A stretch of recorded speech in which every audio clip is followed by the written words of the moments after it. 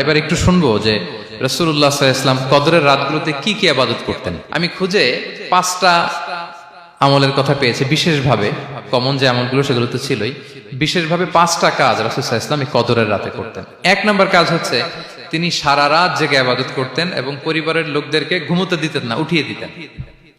বছরের অন্য কোনো সময়ে সারা রাত জেগে ইবাদত করার কোনো নজির রাসূল সাল্লাল্লাহু আলাইহি ওয়াসাল্লামের জীবনে ছিল না, সব রাতে ঘুমাতেন।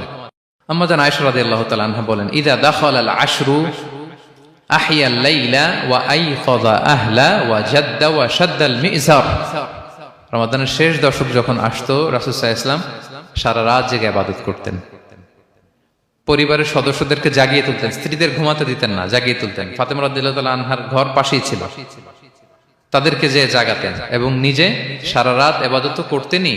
জাদ্দা ওয়া শাদ্দাল মিজার, খুবই বলিষ্ঠ ভাবে, খুব মজবুত ভাবে কোমরে গামছা বেঁধে নামার একটা এক্সপ্রেশন এখানে দেয়া হয়েছে। মিজার, ইজহার মানে হচ্ছে বাংলা করলে হয় লুঙ্গি। লুঙ্গি আমরা যখন খুব শক্ত কোনো কাজ করতে যাই তখন তারা কি করে, খুব টাইট করে লুঙ্গিটা বাঁধে। তার মানে বোঝানো হচ্ছে রাসূল সাল্লাল্লাহু আলাইহি ওয়াসাল্লাম কোমরে ভালো করে লুঙ্গি বেঁধে বা গামছা বেঁধে আটগাট বেঁধে নামতেন শেষ 10 দিনের জন্য।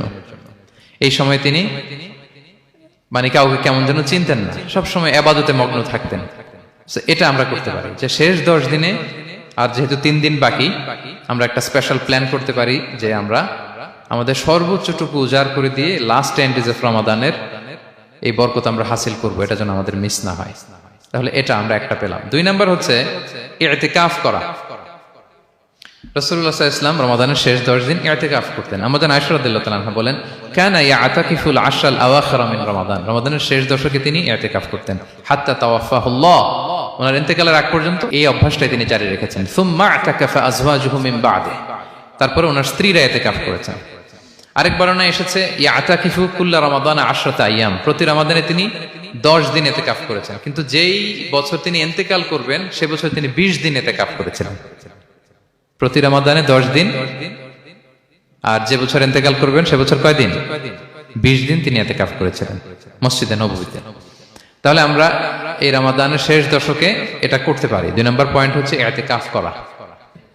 আমরা যেন ইতিকাফ করার চেষ্টা করি। ইতিকাফ করতে না পারলে শেষ দশকের রাতগুলো যেন মসজিদে কাটানোর চেষ্টা করি, তা না পারলেও বাসায় যেন এই রাতগুলো আমরা মিস না করি।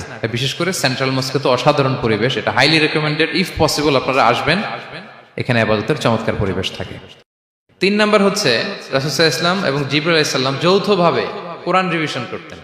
খুব ইন্টারেস্টিং। সারা বছর যেটা নাজিল হতো রমাদানে জিবরাইল আলাইহিস সালাম রাসূল সাল্লাল্লাহু আলাইহি ওয়াসাল্লামকে শোনাতেন, রাসূল সাল্লাল্লাহু আলাইহি ওয়াসাল্লাম আবার জিবরাইল আলাইহিস সালামকে শোনাতেন।